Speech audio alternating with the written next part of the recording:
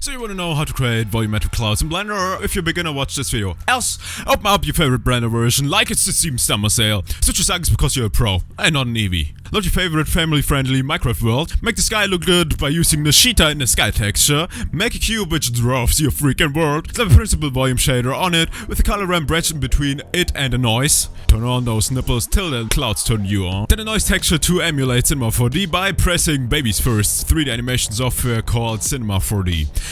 Increase the detail by adding more detail and increasing the render time at the volume render settings by going to 0.1.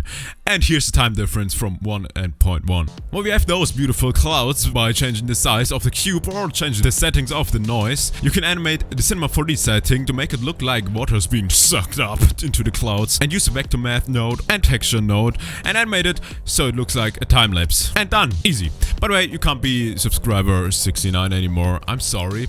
If you liked it, leave a like. If you didn't, leave a dislike. Comment down below why you didn't like it, why you didn't like it, and if you loved it, sub to my channel to never miss an upload of mine. Goodbye. Don't watch those videos. Bye bye.